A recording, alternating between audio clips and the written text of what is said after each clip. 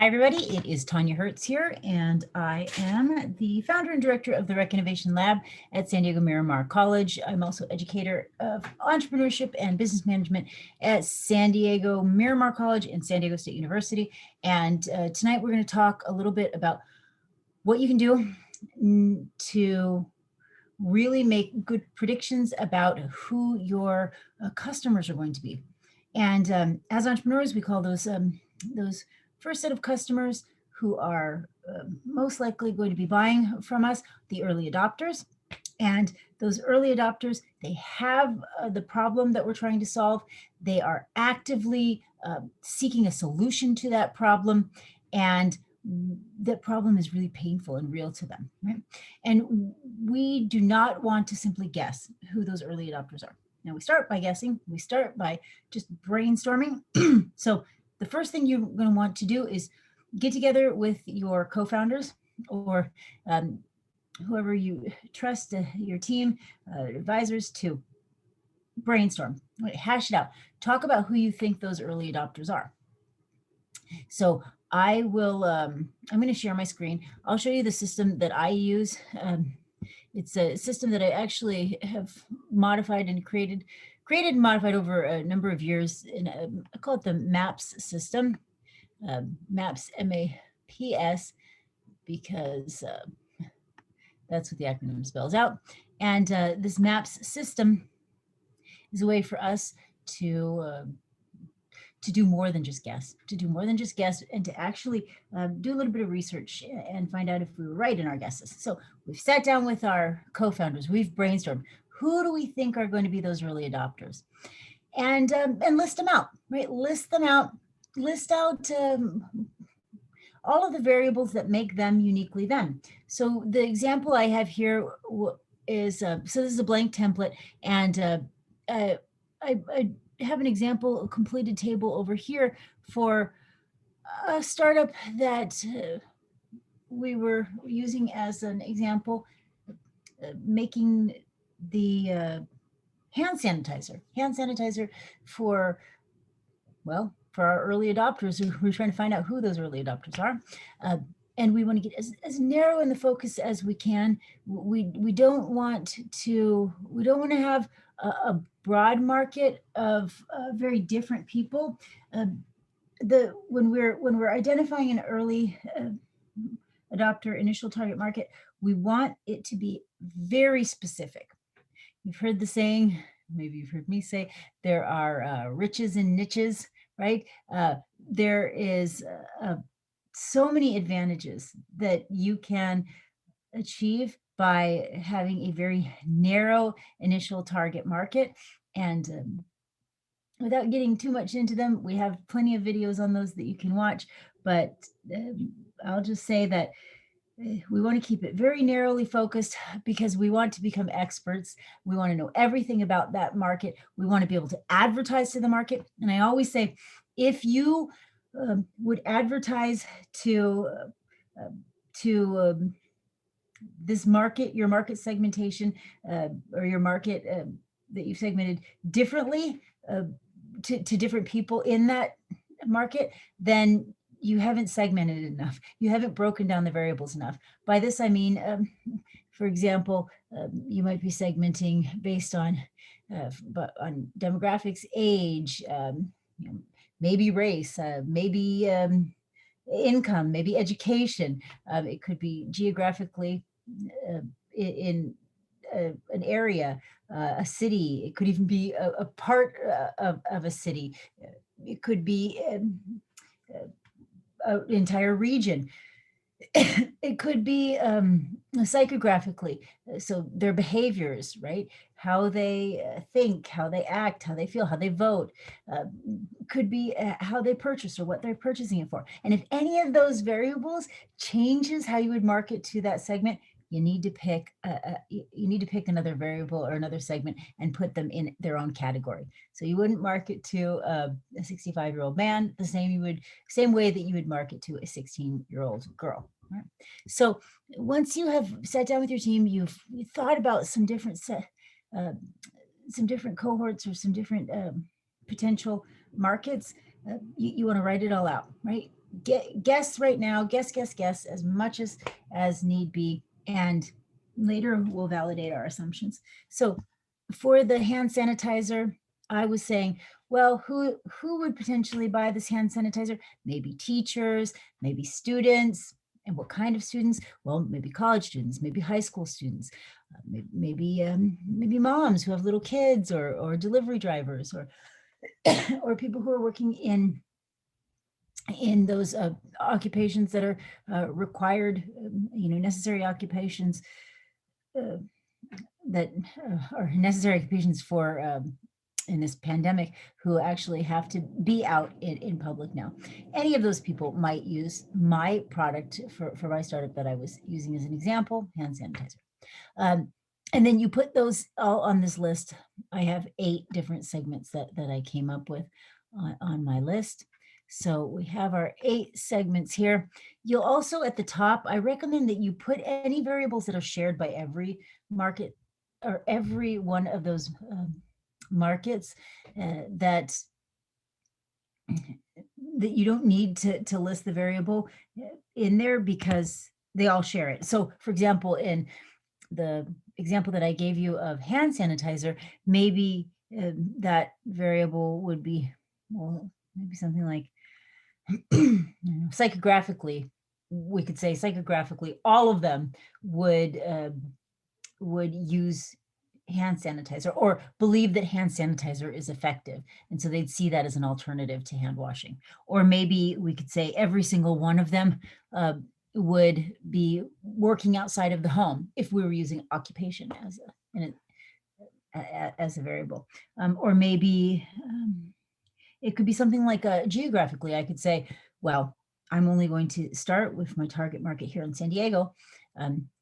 And it's a good idea to have a very narrow, even geographic segment when we first start. Even though the internet means that we can reach everyone, it's still so important to have that very narrow area. So you put those shared variables at the top. You put all the other estimates for the markets along the side, and you can do more than 8, obviously. And then you just go through each one of them. And this is where it's going to take a little bit of your intuitive knowledge, your experience, and there is going to be some guesswork at this stage of the game.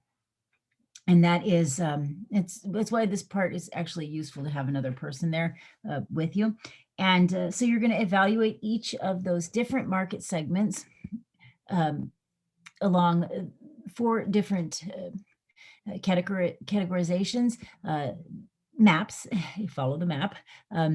MAPS, market size, access, pay, and significance. So let's start. I'm going to do one as an example so you can see, and you can do this yourself. Now, I did it across occupations, but this could be any number of different things that you're using to segment your market. So I started with teachers, and I said, teachers might be buying my hand sanitizer, high school and college teachers. And then I evaluated each one of those maps for teachers. So I started with M, and I said, is the market size large and growing for teachers, high school teachers? And it's not showing it here, but my common variables were that they potentially used hand sanitizer, or believed that hand sanitizer was an alternative to hand washing, and that they lived in the San Diego area. So teachers, is that market size large and growing? Well, I gave that 1. And this is my assessment, because I don't feel that that market is large and growing. I'm not going to do any research on it right now. I'm just going to guess right now. The access, well, can I reach teachers, right? Do I have access to teachers personally? Can I find them, right? Do I know where they are and how to access them? I gave it a 4 here, but really I'd probably give it a 5. Pretty easy for me to access teachers. I am a teacher, right? P, pay. Can they easily afford to pay for this product? Yeah, I'm talking about charging maybe $2 for this little thing. Yes, they can pay 5. And then S is the significance. Now, significance is do I feel like this is a real problem in their lives? Is this something that's so significant for them that it's causing a real pain in their lives that you can solve for them? Not a nuisance, not just a little, oh gosh, this is annoying, but this is like painful in my life. So I give it a 5 right now because personally, I've never been a germaphobe, but now all of a sudden I think a lot of us are. 5, right? And we do this along each one of our variables for students, for delivery drivers, police officers, everyone that I thought of. I did this table, this segmentation table, and then at the end I go to the right hand column. I add each of the maps up and I see which one is highest. Whichever one is highest, whatever number comes out the highest above all of the others, that's the number that I'm going to, not the number, rather, the market that I'm going to take and now do some research on. Now I'm going to take that market, I'm going to move it over to a market segmentation table, and I'm going to estimate the size of that market using the segmentation table to describe, and then I'm going to research each of those variables as I put them into the segmentation table. So here I would say now I chose, which one was the highest? I already forgot. College students. College students. So for me, it was college students who live in, geographically, San Diego, demographically, people who go to college. Now, would I also put in there their age, do you think? Since I'm saying college students? Well, it's not necessary, right? So any variable that doesn't affect the purchase, or that is an and, we don't put it. So like, for example, I wouldn't put in here men and women. No. And now if it was just women I thought were more likely to buy it, I would put women. But if it's men and, nope, no and. Psychographically, that was on mine the variable that everybody shared, which is those people who felt a need to use or believed in hand sanitizer or saw this as a viable alternative. And then behavior is not behavior, it's purchase behavior. So psychographic is the behaviors or the personality or other psychographic type things. Behavior, purchase behavior is, why are they purchasing it, right? What are they purchasing it for? Is it for themselves? Is it a birthday present? Is it, what's going on in their heads when they're buying this? And how often are they buying this? And for me, I would say, well, every time they probably are doing a major trip to the grocery store, they probably need another bottle of hand sanitizer. So monthly, and you're buying it for yourself. This isn't something you'd buy like as a gift or something like this. And you put that in there. That final variable is not going to affect the market size. But then from here, I go through and here I have a completed table, I believe, over here. Let's see here. Here's my table. Yeah, well, it's a different table that I showed as an example, but we go through, and each one of these numbers, we then, I think I have one over here that's actually, let's see. Yeah, each one of these numbers here, we look up, and then we put that, the source where we found that information in underneath in the market seg table. We give a footnote for it, and this number starts big and goes smaller and smaller and smaller because each one of the variables that we're adding after the fact has an effect, or we take the number above it and we multiply it by the percentage. So I typically, you're never going to find anywhere where somebody's done every little bit of research for you and has found, in this example, it's a different example, I probably should use the same one, but in this example, I was saying people who live in San Diego County, who are male, who are African-American, who are teenagers, and who come from or have a family income of over $40,000 a year. And so each one of these numbers, rather than trying to look all that up at once, I take each one of these and I'll look up what percentage of the population is male. Well, it turns out about 49.2% is male. So then I can take the population of San Diego County. I can say, without looking up the San Diego population, I can just take the US number and then extrapolate that. It's going to give us rough numbers, but it's so much better than a guess, right? So then I say, okay, 50% roughly, right? Put that in there. Then I say, what percentage of the population is between the ages of 13 and 18?